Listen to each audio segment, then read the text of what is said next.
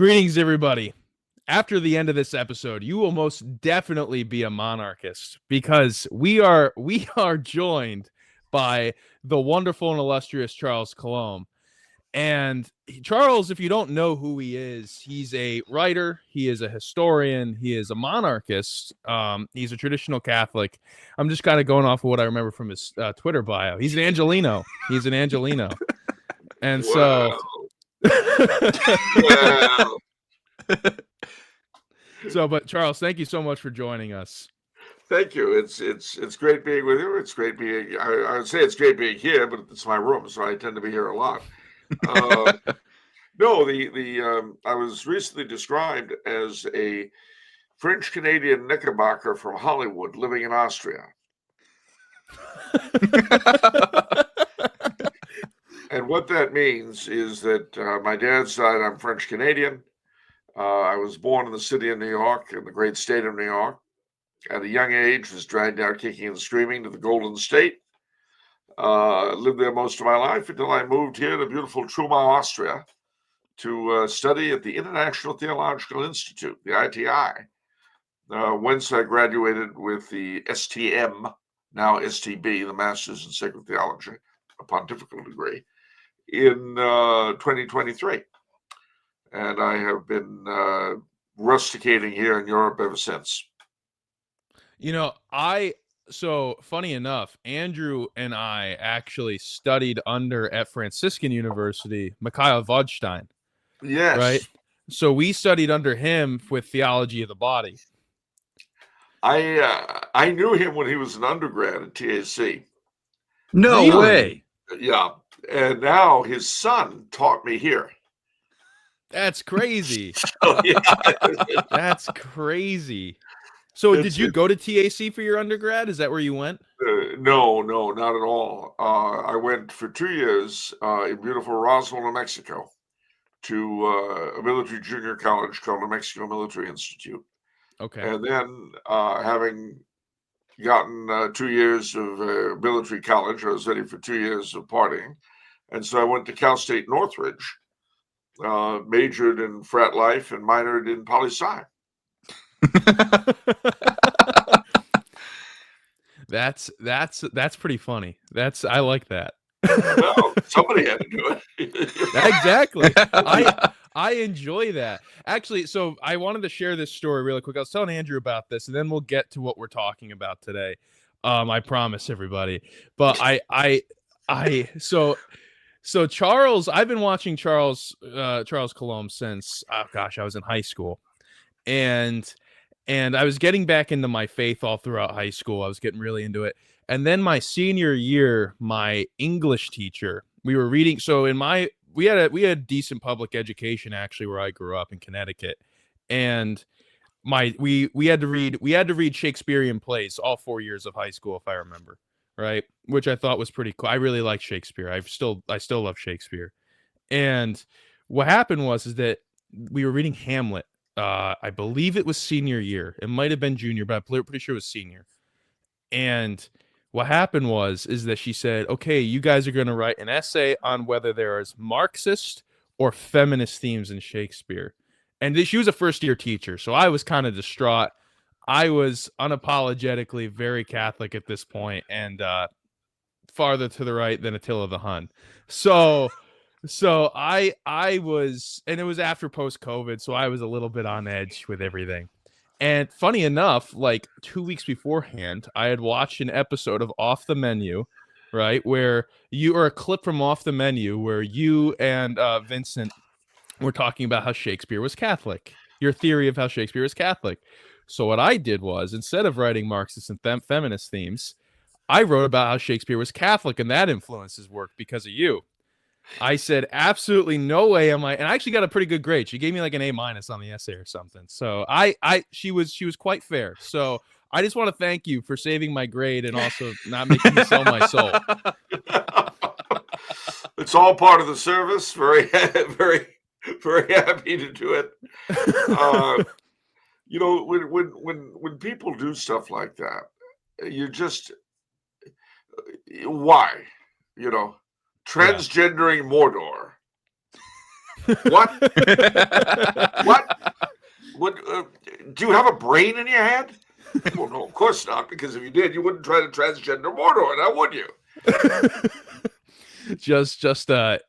I was gonna make a SpongeBob reference, but I won't, because I tend to do that a lot on this show. Ask Andrew. But anyways, so we're starting a series about the 3 good forms of government. So Charles, just to kind of give a primer, we talked about how liturgy is the basis of culture, how the family is important, natural law, and so now we're moving on to what the 3 good forms of government is. So the first one obviously is monarchy. So I thought none better than you to come on and talk about it. And obviously there is vast writings in the Catholic tradition that talk about monarchy, right? From St. Thomas to Robert Bellarmine, and then also I would consider Aristotle in the Catholic tradition, because St. Thomas brought him into it and baptized it. So I would like to open the conversation essentially talking about how Aquinas pretty much said that in, I believe it was De Regno, or it might have been his commentary on the Politics, I can't remember off the top of my head, that monarchy is the best form of government. He does. And there are several things that have to be brought into play here. The first is that people, when the average American hears the word monarchy, he thinks dictatorship immediately. We're in the 250th year since the Declaration of Independence, and ever since that time, well, at least since the peace treaty in 1783, American school children have been regularly taught for generation upon generation that monarchy is tyranny. Now, that is a prejudice that is very difficult to overcome. Yeah. The first thing that has to be said, number one, is that Aristotle and St. Thomas opposed monarchy to tyranny. And that's something for the average American is like, huh, what? I thought they were the same thing. No, I get it. You listen to Schoolhouse Rock's No More Kings, and you got really excited about that. We gotta have a president, no more kings. He gotta do what the people want, no more kings. Yeah. Sure. And I often have to preface my remarks by saying that we moderns live under the most absolute form of government the world has ever seen at this present moment. Even the worst of the so-called absolute monarchs, and none of them were really absolute in the sense that our masters are, were absolute in the sense that our masters are. Yeah. Henry VIII had to pretend he was following the law in everything he did. On the break with Rome, he made also some spurious claims about the primeval independence of the English church. He couldn't simply rewrite the marriage laws so he could marry whomever he wanted, whenever he wanted. He couldn't redefine his enemies as non-humans. He didn't have the power that our regimes have. So this is very important. We talk about tyranny while living under it and not catching on. So this is all the while we tell ourselves we're free because we can vote. Well,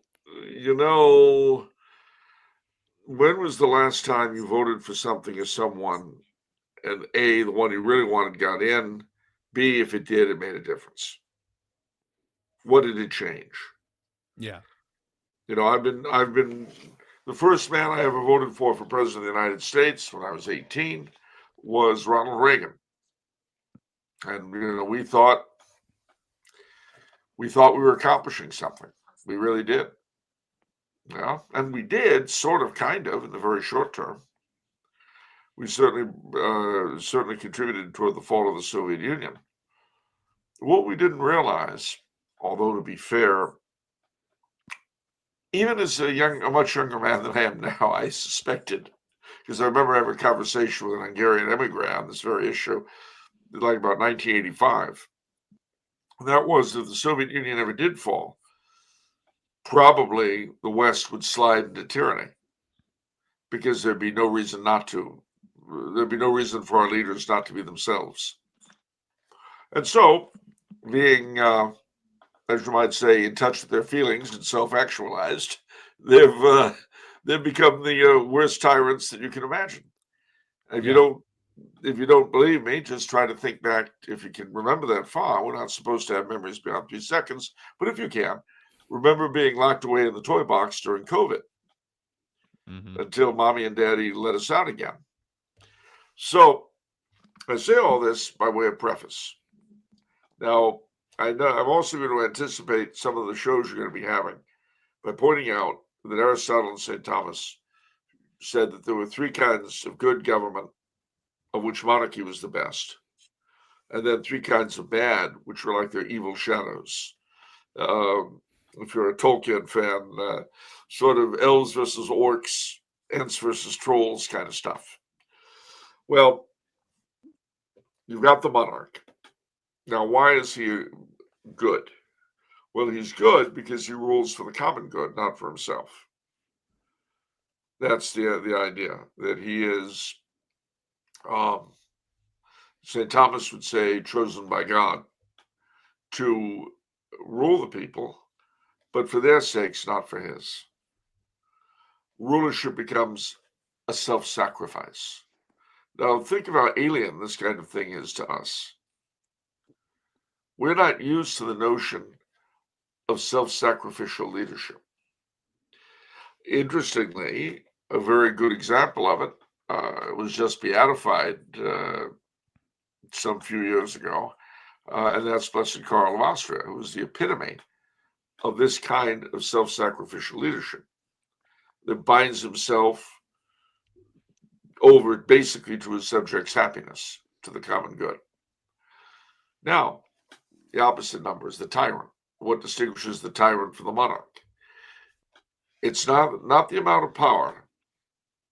Power, authority, legitimacy, these are all things we'll talk about in a second. But it's the emphasis on the end toward which he is striving. The end of the monarch is the common good. The end of the tyrant is his own good and or that of his faction. That's the difference. So the one is out to serve God, and since we're looking at Aristotle, whatever he considers the divine, through serving his fellow man. Echoes of love thy neighbor as thyself. They love thy Lord thy God above all things, and thy neighbor as thyself. That is certainly the credo of the good monarch. But for the tyrant, it's all about me and my power and my people getting what they want. So there's now he does, I should say they, Aristotle and St. Thomas, do the same thing with the other two levels. The second level they call for the good kind of government is aristocracy, ruled by the best people. And it's the same sort of thing. It's a group who are raised to rule, who know what they're doing, and who do so for the common good. Their evil twin is the oligarchy. They rule for themselves, they run the show, etc. Again, all of these ideas vary tremendously from time and place, but the basic outline remains the same. The aristocrat has, remember the old phrase, noblesse oblige. His nobility obligates him. He's a gentleman in the old sense. He puts the good of others beyond his own, the common good beyond his own, the common good beyond their own, since they rule as a body. The oligarchy, they're a gang. Al Capone's boys. They're out there for whatever they can get. And then the last of the three types, Aristotle and Thomas Aquinas called a polity. What that meant was the majority of, for want of a better word, the stakeholders. These are landowners, property owners, artisans, veterans. In other words, people with a stake in the system will actually contribute to it. It was not at all, although we call Greece the birthplace of democracy. For Aristotle and for St. Thomas, democracy meant rule. It meant mob rule, the majority of the mob versus the majority of the stakeholders. So and again, it was the same deal. The polity is run for the common good. The mob, basically, their leader says, "Take that stuff, get that guy's things." You can see mob rule anytime mostly peaceful protesters take to the streets. Now, they then, you remember the mostly peaceful protesters. Oh, I loved those mostly peaceful protesters. It was so fun to watch. Not really, I'll but tell you, the biggest difference between them and the January 6th insurrectionists is that if the January 6th people had been mostly peaceful protesters, the Capitol would have been left a smoking ruin. yeah. I know these are hard concepts for people to grasp because you're not supposed to be able to think, and why should you? I've been trying to think all my life, and let me tell you, all it's done is turn my hair white. No, You couldn't believe to look at me. I'm only 23.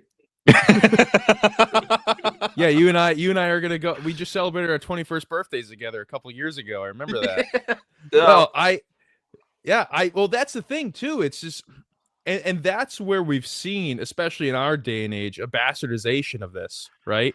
Where there is no idea of the common good. And Andrew and I have kind of pummeled it into people's heads that we live in a very social contract-esque society, right? Oh. Because the thing is that it's all about, okay, if I get elected to Congress, there's all of this stuff going on, and I want to make my money. I want to do my insider trading. I want to make sure that I am well off afterwards, and I get my interests to sit there and do. I am advocating for my interests, and that's the oligarchy of all of it.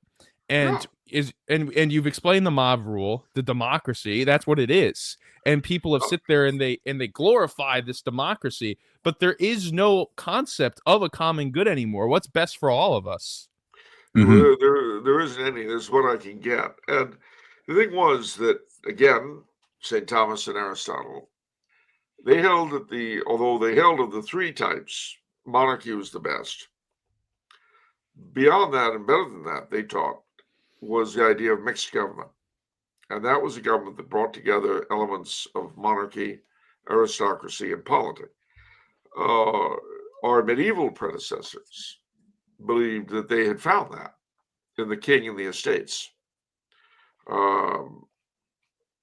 wherein you had represented the king, who presided over the whole thing, the nobility, and the commons. And that it varied from country to country throughout Europe, but that was the basic outline. In some places, there were three estates of the churchmen, the nobility, and the commoners. Others, the commoners were split into city dwellers and country. It varied, but that was the basic outline. What in the past few years that really hit me during COVID, we've managed to create something that they never talked about, which was a mixed government of the three bad kinds. So we've combined tyranny, oligarchy, and democracy into one delicious mess of garbage. And you look at it, one of the hallmarks of it is that there is no responsibility. So, for instance, who voted for abortion in 1972?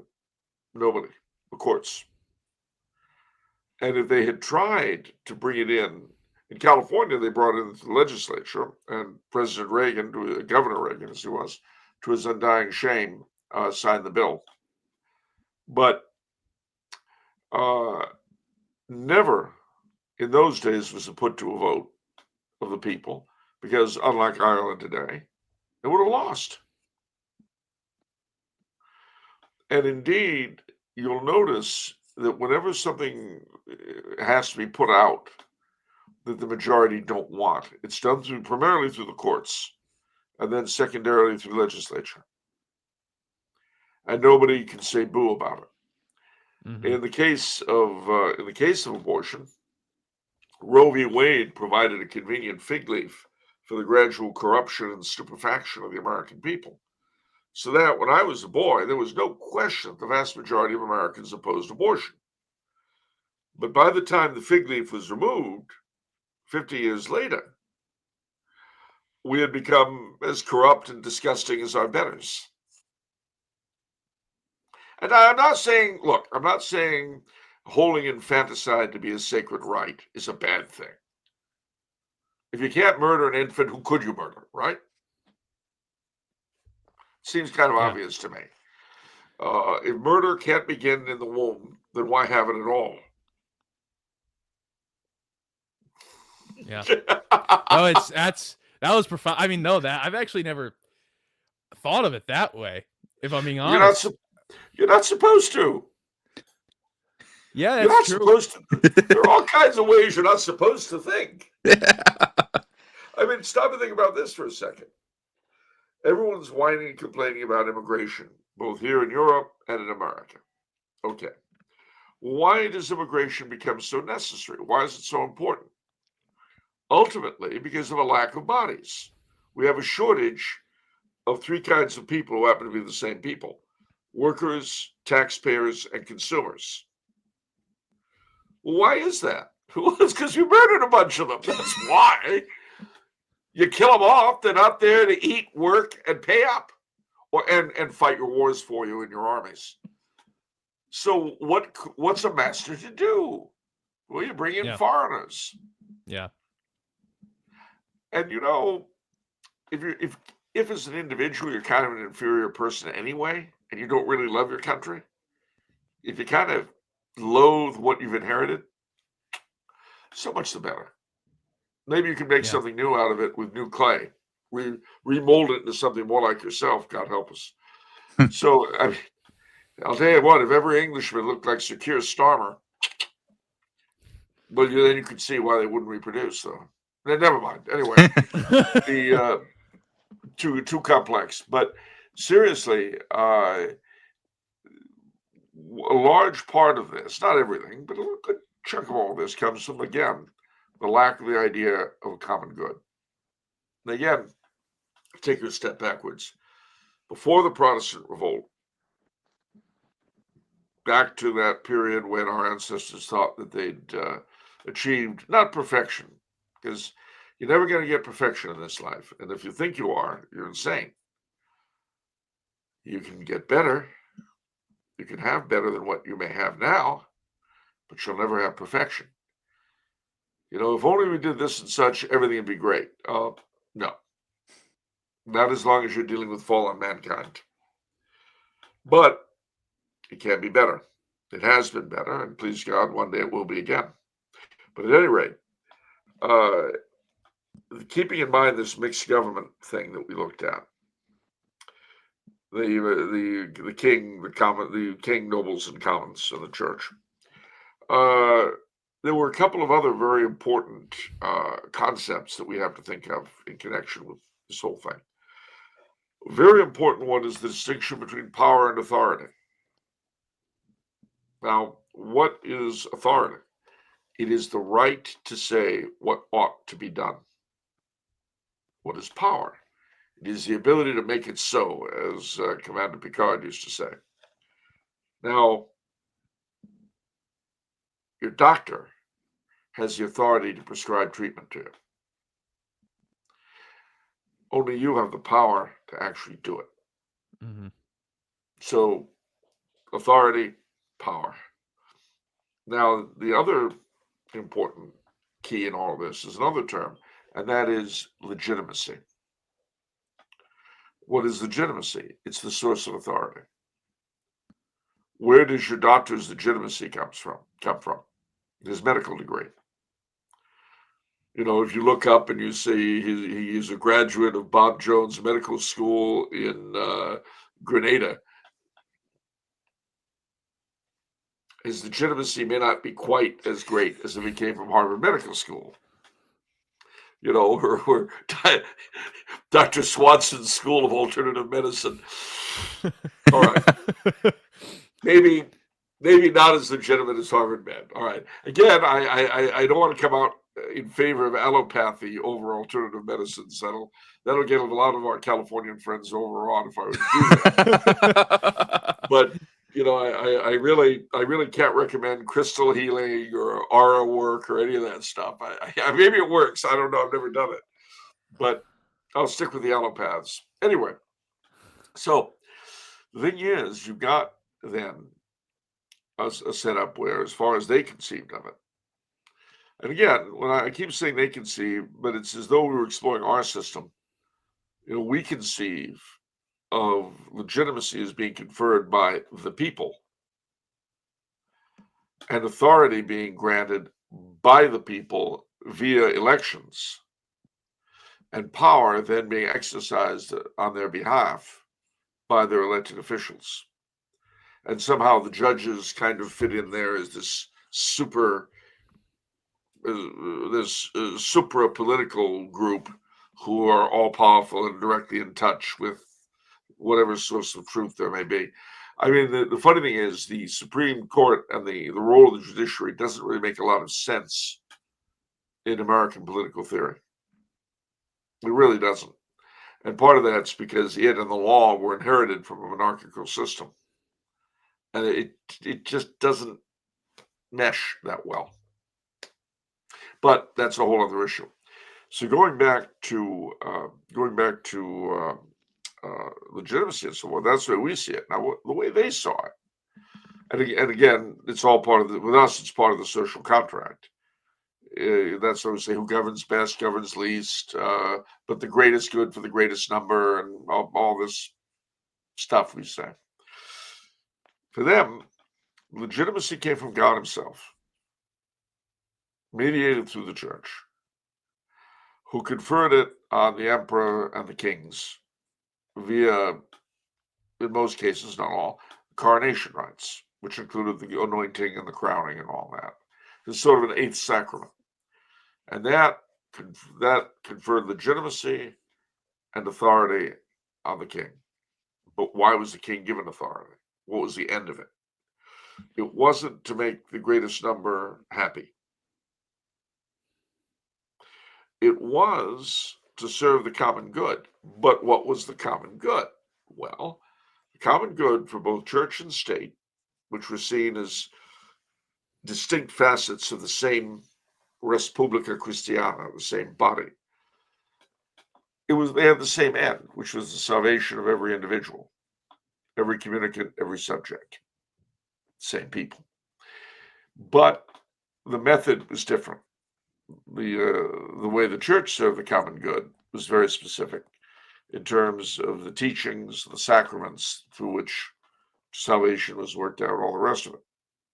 For the government, for the king, for the emperor, it meant assisting the church in its role on the one hand, and that meant seeing that the laws were moral, that society, to the degree that government can affect it, reflected the teachings of the church, the direct subsidying of church stuff.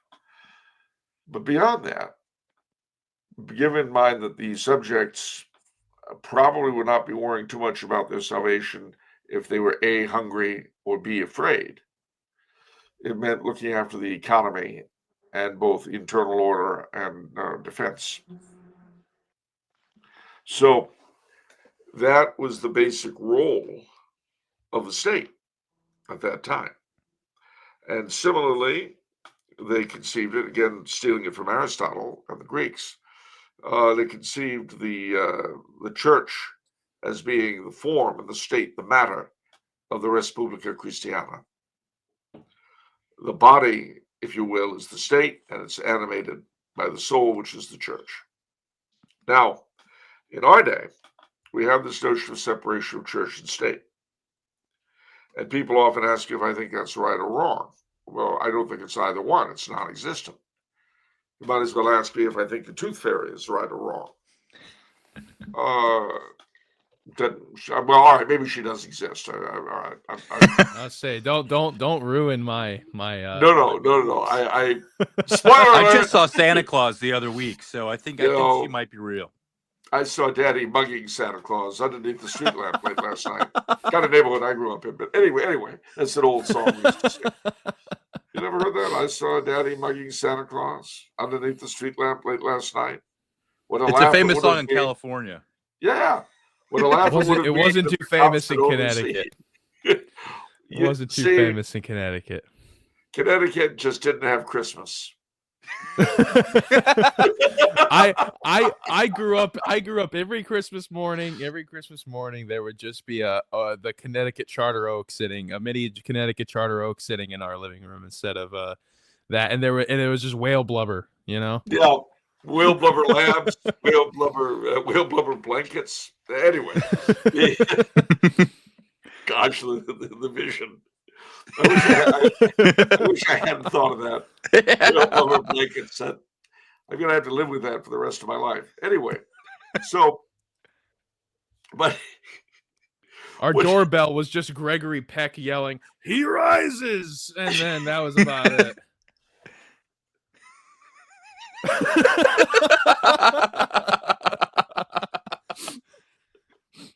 You know, see, this is where multiculturalism really works. So you were talking earlier about Bakersfield. You know, it all comes. It's all great, all good. No, seriously though, ladies and gentlemen. So you have then this system where the government, so-called, as I say, was animated by the church, but all states have some animating principle. Mm-hmm. Now, my church may be separate from the state. Oh, sure. But there will be some body, some principle, some idea that plays the role of established church. With the Soviets, it was communism. You know, there is no God and Lenin is his prophet. That was their state church, their state religion. So again, what makes our system a little bit difficult is that our state church is very hard to define. Mm-hmm.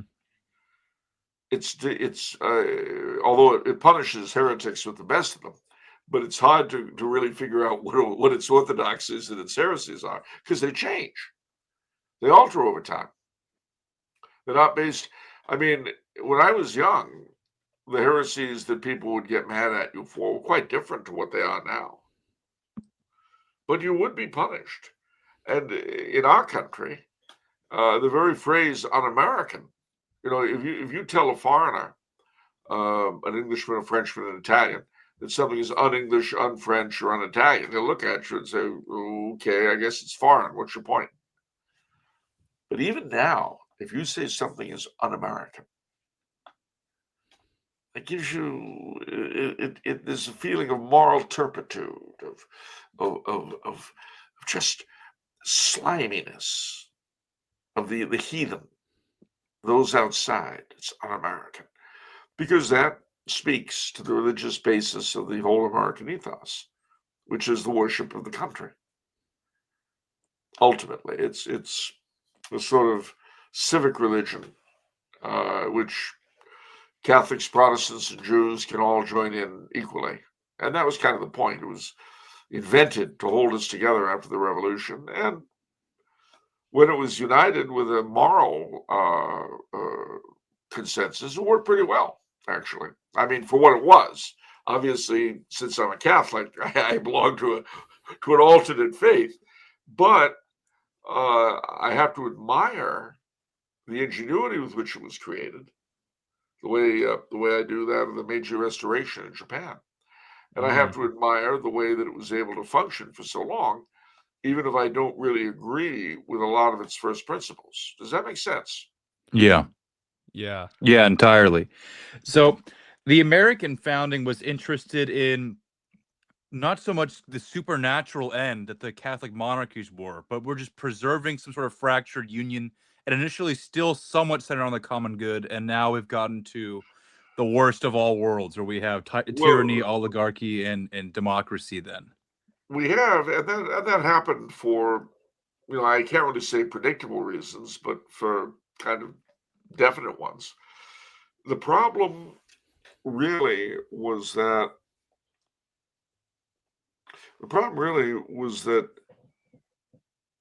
the civic religion was basically it replaced the figure of the king in the 13 colonies. Remember, the colonies themselves were very divided in all sorts of ways, religiously, ethnically, culturally, and on and on and on. Not just as colonies from each other, but within each colony. There were huge differences. And the one binding thing that they had, or the two, really, the three, were one, the shared reverence for the king, who had a much bigger role symbolically in the colonies than he did at home. The second was the vague Christian references suffusing it, and the third was that moral consensus, which again had this vague Christianity around it. All right, so we have the revolution. The image of the king is gone. Now what do? Well, I'll tell you what we do. We do Shays Rebellion. We do all sorts of problems is what we do. So how do you pull this together?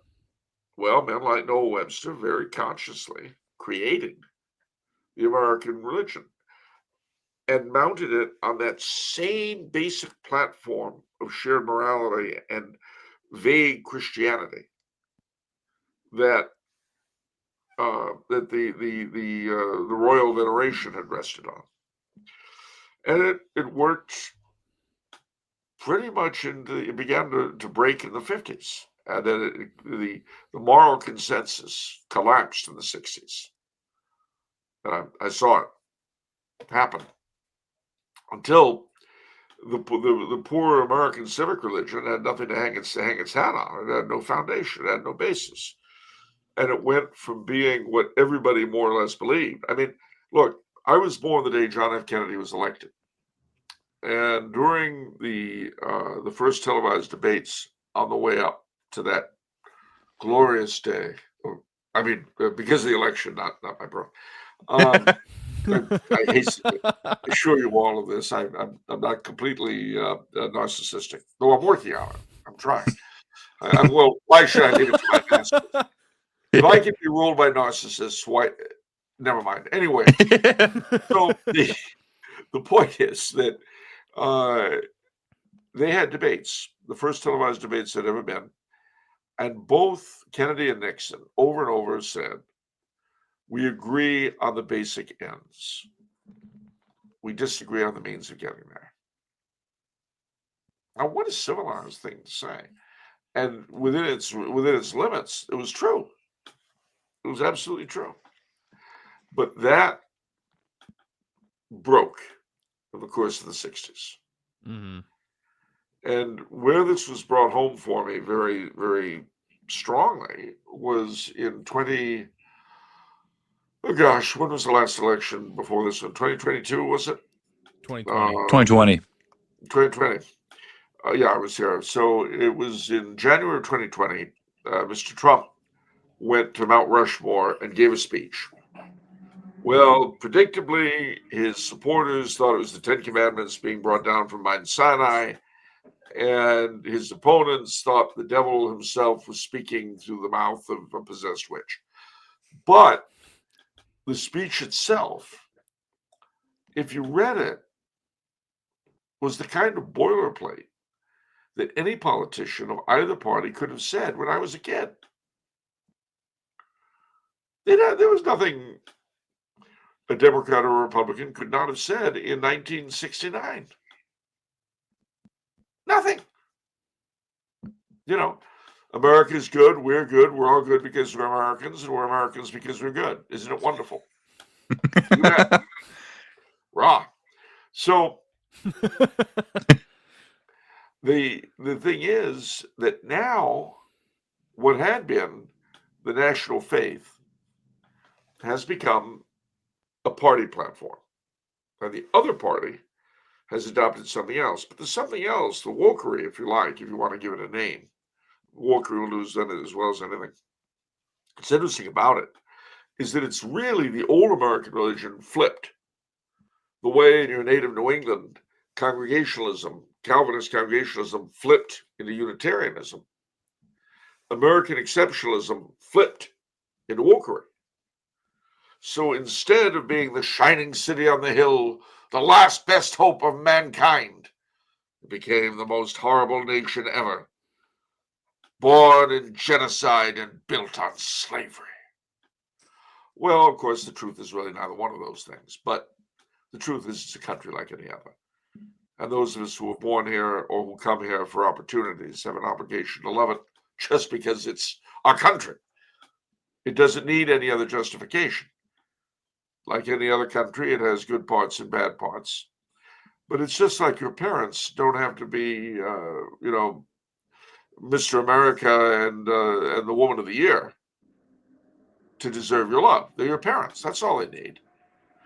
But it's amazing how when I was young, and we're seeing the fruits of this in wokery, when I was young, people would say, America isn't a country, it's an idea.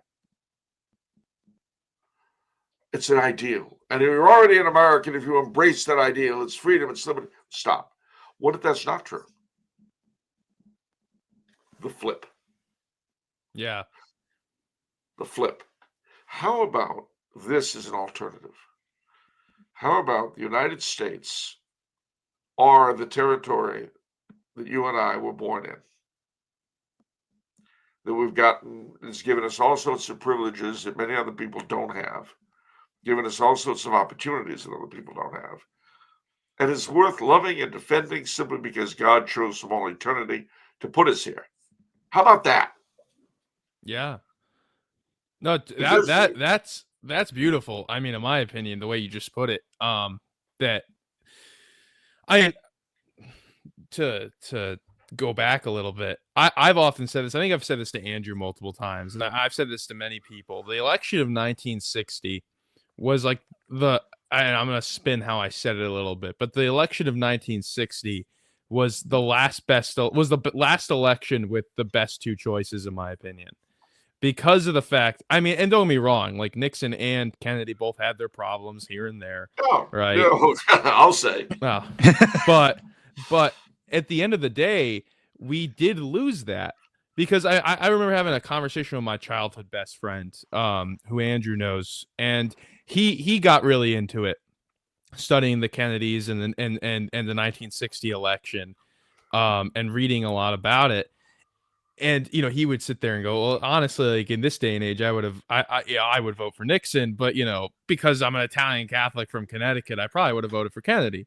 And what I'm trying to get at is that I completely agree that the civil religion is gone.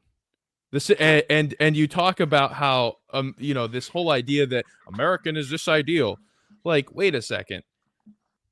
I don't like. There's an ideal within the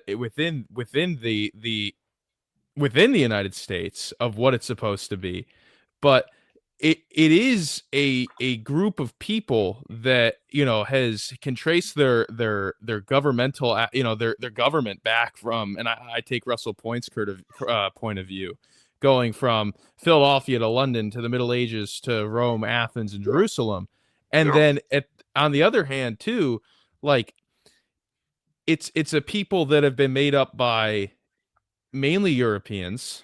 If you go to the Southwest, there's the Hispanic influence. If you go to certain parts of the country, there's the French influence. Especially in the Northeast, there is a whole multitude of influences with the different immigration that came in through over the years.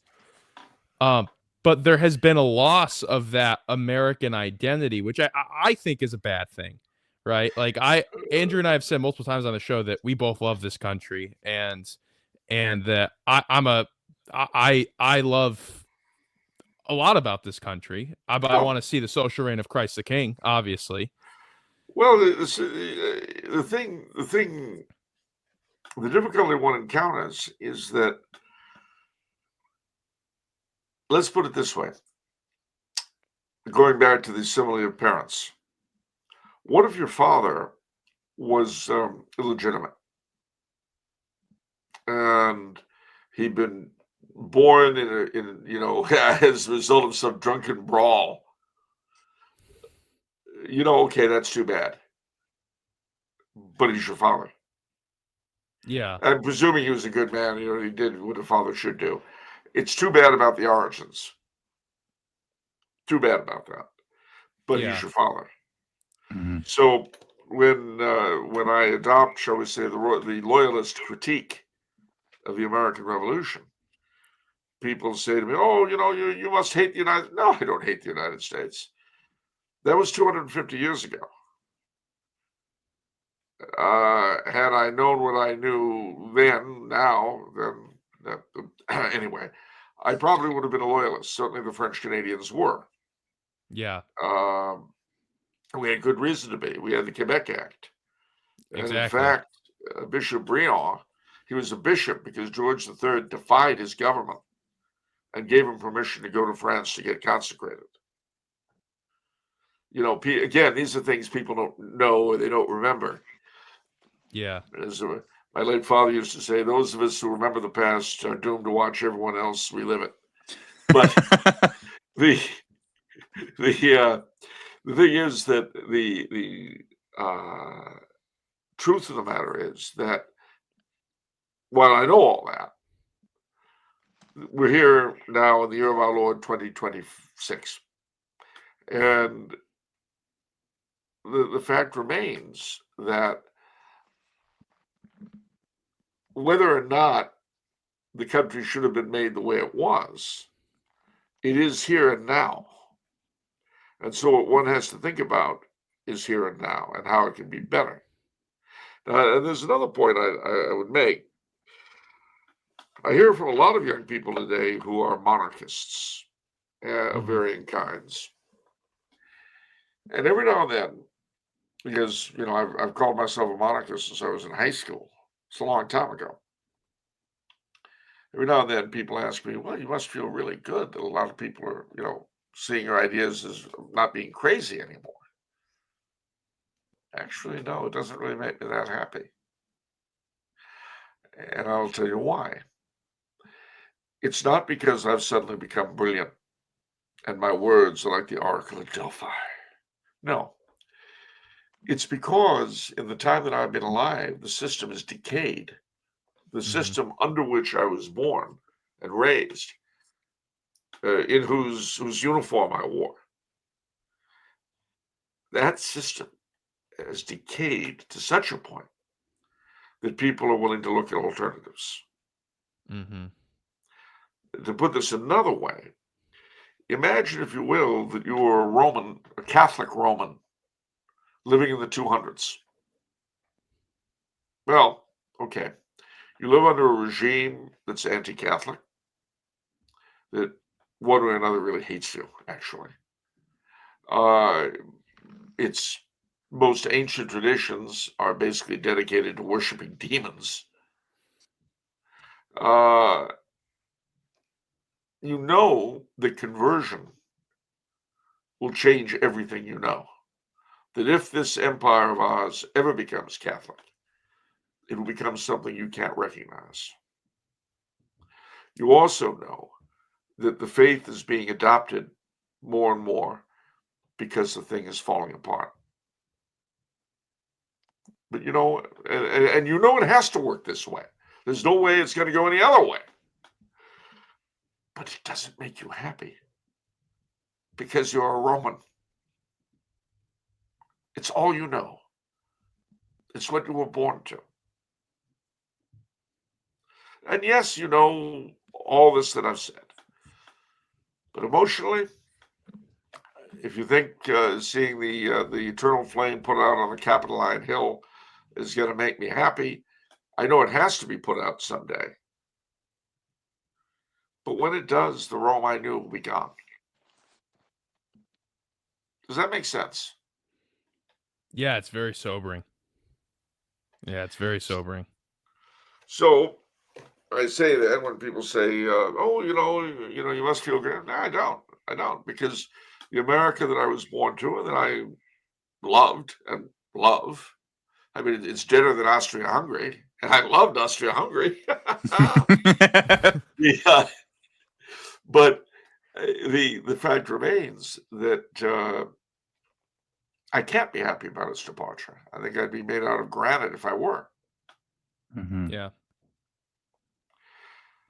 But it still has an awful lot of good stuff in it. It has a lot of good people in it. It's still a place where the faith, we made kind of a deal with the devil a long time ago. We won't evangelize in return for being respectable.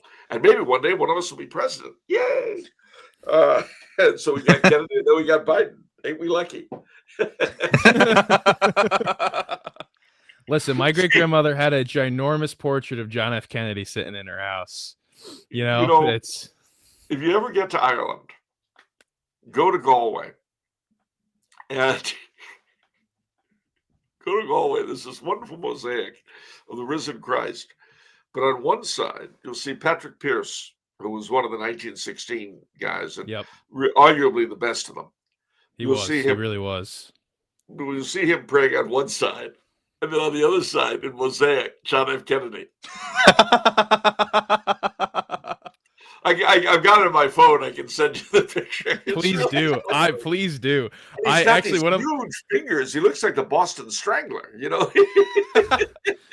One of my favorite big meaty claws. Yeah, big meaty claws. Yeah. One of my favorite photos actually is Patrick Pearse. I have it on my phone as well. It's a painting. I think I showed Andrew this actually last time he was here a few weeks ago. And it's a picture of him kneeling before the Irish flag before his execution, and like a bishop blessing him. And I was like, when I was younger and back in high school, I was like, this is what this country has to be like. It has to be like Ireland in 1916. But then I realized James Connolly was a figure, and I was like, never mind. I'm glad he repented. I'm glad he repented at the end. But I'm good with socialism. Thank you. The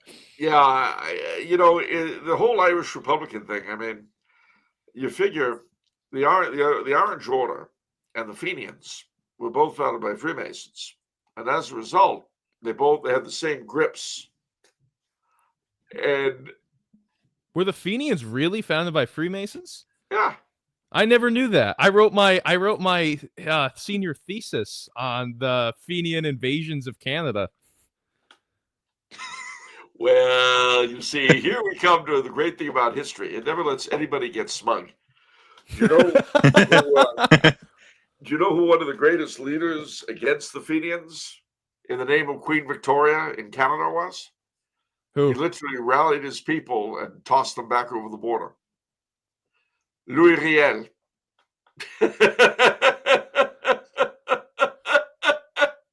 In between the two rebellions, there was a Fenian uprising, and they crossed the border into Canada, and Louis Riel rallied them at tea and tossed them back. Was that the first? Was that the first one? Was that the first invasion? Yeah, because I wrote mainly on the foreign policy aspect, how it affected U.S. and British relations. It didn't affect it well, I can tell you that. But what was funny was how Riel, as I say, he rallied them in the name of Queen Victoria. The Indians out west. Do you remember Black Elk, Nicholas Black Elk, who's now a servant of God? Mm-hmm. Yes. Well, they wrote this book about him. Black Elk Speaks, about his beliefs before he was Catholic. And when the book came out, he was really, really annoyed because it made him sound like what he had been, which was a pagan medicine man. Well, he didn't like that. So he wrote a sort of not exactly a rebuttal, but a statement of faith, which was titled Black Elk Speaks Again. What gets you about it, though, is that at one point he says, he joined the Wild West show, with Buffalo Bill. He said, and I went to London to dance before our grandmother, Queen Victoria.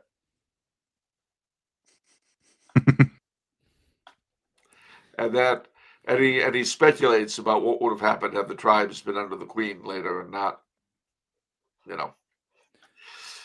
Funny, so speaking of Buffalo Bill, he's a distant cousin of mine. Huh. Because one of my one of my great grandmothers was Ella Mae Cody, and he was Buffalo Bill Cody. Oh, of course. Well, Yeah. on the other hand, since we're boasting, the Holy Father is my 12th cousin. No way. Really? Yes, he definitely is, and I can tell you how and where and why. We both descend from a man named Boucher who came over from Normandy in the 1630s. Now, that sounds very impressive until you realize that 3/4 of the province of Quebec and half of southern Louisiana are also his 12 cousins and mine. And they include in that august number that great, great lady of stage and screen, Madonna. Wow. Yeah, all true. Her mother was the Fortin, her grandmother was the Coulombe, and, well, you know, we family. That's crazy. That's crazy. Well, I've never met her. I've never been in touch with her. But I tell you, I've never been in touch with the Pope either. But I can tell you that at Pope Francis's funeral, I was hoping they'd have her sing "Don't Cry for Me, Argentina." But Actually, my sister, nobody consulted me. It was funny last night. My wife was singing that song. See, no, she could have sung it for Pope Francis. I mean, in the words of Michael Collins from the movie Michael Collins, she has the voice of an angel. Well, it's a funny thing. I was in 2 years ago, I guess. I was down in County Kerry and made we stopped for lunch. Michael Collins' death site was like a mile and a half away, so we just in Beal-na-Blois? Yeah. So we just drove and gawked at it. Wow. That's crazy. Yeah, it's an odd thing. I'm going back to the old sod in April, actually. Well, go say hi to my cousins for me. Where are they at then? All over the island. You know, it's Court Claire and Carlo. Well, follow me back to Carlo. Well, I suppose though, to be a little bit on track, I should. Just a little bit. No, free association is wonderful. It shows who of us are not with it. I'm certainly counting in that number.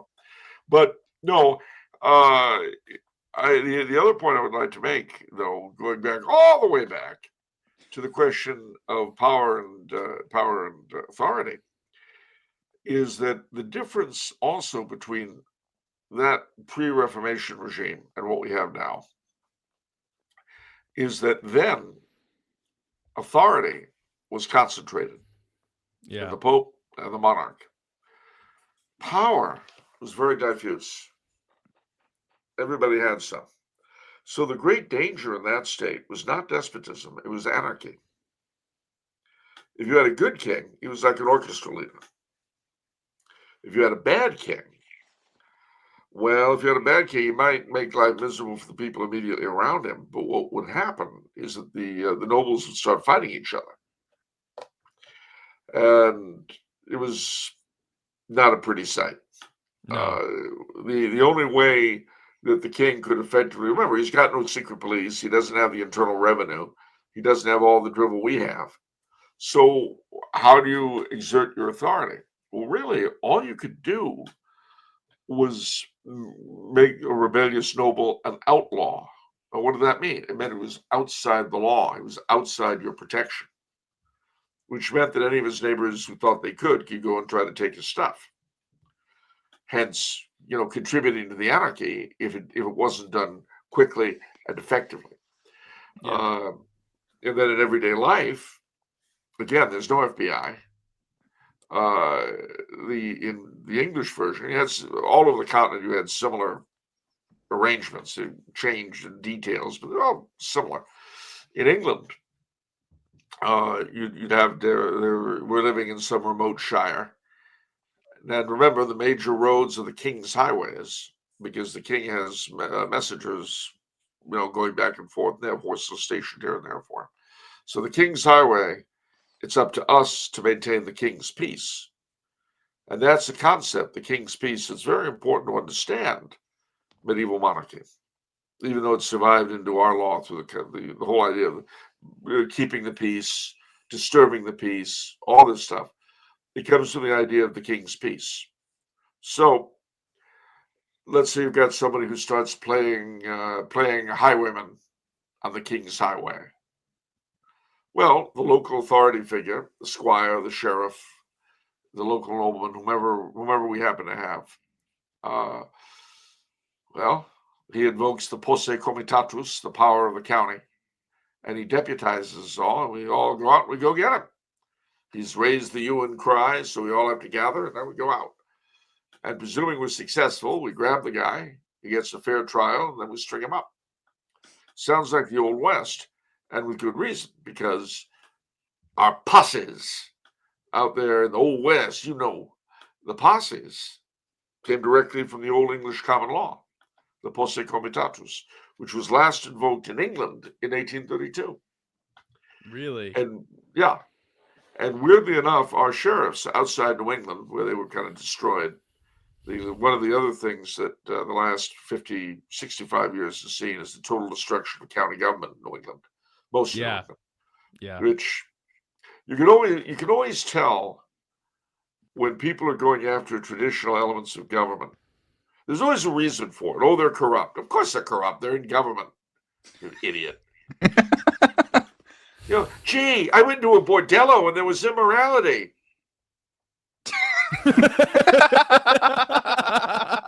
Oh, my stars. Really? You don't say. No, it's true. There were bad things going on. Did it ever occur to you went to a bordello? Oh, yeah, I knew that. When you're going to have government, especially under our form of government, you will have corruption. Yeah. It's just the way it is. But, at least in the past, when you had corrupt civic machines, they gave in return for what they took safe and clean streets. Now people pay the same taxes, and the streets are neither clean nor safe. So even if nobody's on the take, it's even more corrupt because they're not getting what they're paying for. But I digress. So we've, gosh, what was that? The machines? Now I've gotten myself confused. Where did I go? So we spoke about the posse of the Old West and all that. You can definitely see the imprint of the monarchy in our legal system because, of course, it's borrowed directly from the British system, but for the English system specifically. But I'm afraid that it's, shall we say, degenerated somewhat in the years since. And yeah, it's really quite a thing where it's come down from. But the thing to bear in mind ultimately is that the strengths of our system were a combination of what we inherited and the best of what the last generation of statesmen produced under the monarchy cooked up. Mm-hmm. And to do it, they borrowed the Electoral College from the Holy Roman Empire. They did all sorts of interesting jury rigging. But unfortunately, they also kind of ensured that they would never be succeeded by a generation of statesmen as wise and as adept as they were. Because you see, they too were produced by the monarchy. Even if you look at somebody like Robespierre, there's a sense in which he was far more of a royalist than I could ever be. Because he lived under it. Yeah. It formed him. It made him. And I'm often minded. People are very, very funny. We'll hold on to the small things and let go of the major ones. So there were revolutionaries who were quite happy with murdering King Louis XVI, who were horrified at having to give up knee breeches. But it's taken me my whole career to be able to wear them finally because it was a matter of prestige. Those who didn't wear them were called the sans-culottes. They didn't have them. That's the way people are. The sans culotte. Well, no, you don't understand. My whole life, I've tried to get to a place where I can wear knee breeches, and now you say I have to give them up. I mean, murdering the king, well, of course, but taking away knee breeches. It's like all of my efforts have been in vain. All my efforts to be as royal as possible have been in vain. Oh my gosh. So, at any rate, but gentlemen, I'm sorry, it's 9:02, and I have to leave. That's totally okay. I have plenty of things to do after this, including yard work. So, you know, do here the it labor. is. We've been dwelling up in the Empyrean, and you bring up yard work. Great. I know. That's I was just thinking to myself. I go, oh my gosh! Like here I am sitting with the cufflinks on and this and the tie and talking to you and Andrew and then I'm like, I'm gonna go pull weeds after this. Well, don't let it bother you too much. I'm a real Cincinnatus. Well, I think the just guard the bridge. That's all we ask. No, I think of the Mother Superior of the Carmelites. You know, who had a novice. She has a novice come running into her office one morning. Says, "Oh, Mother Superior, Mother, I've just had a vision of our Lord. He appeared in my room." That's lovely, dear. Did you make your bed?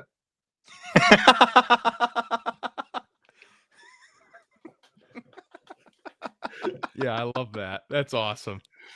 Oh man, I remember a Jesuit priest I knew who was in New York, and this woman comes to the door and says, "Ah, Father, I have had this vision of La Sainte Vierge. She has appeared to me, and when she has told me," and he said,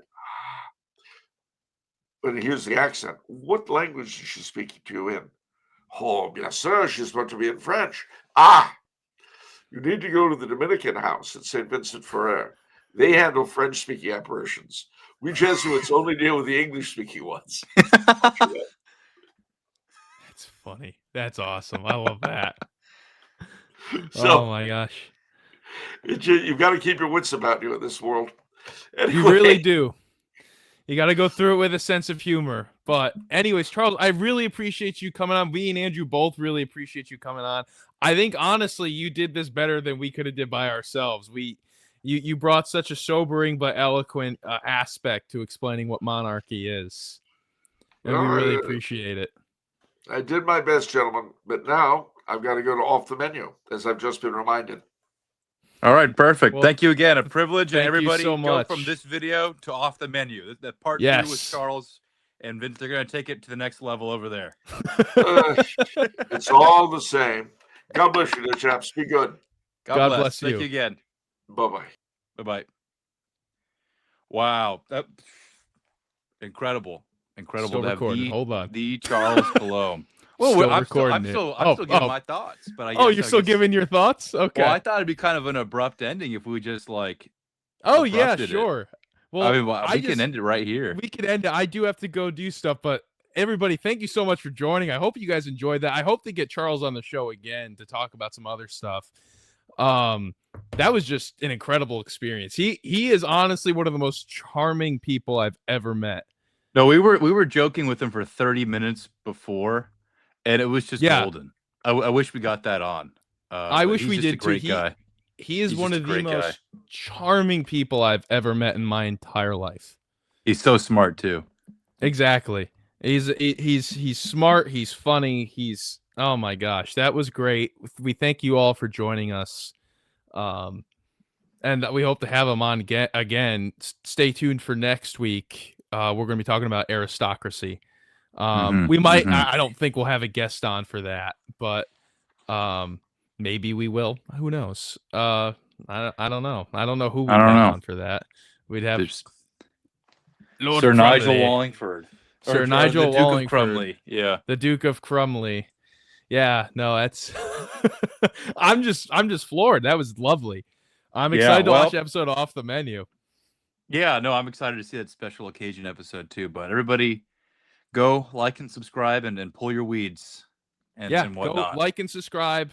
Come back next week. Hopefully you all really enjoyed this. That was awesome. So anyways, God bless you all. Like and subscribe. Please comment, share, do all of that. So no parting shots tonight besides God bless. God bless. Gotta go pull weeds.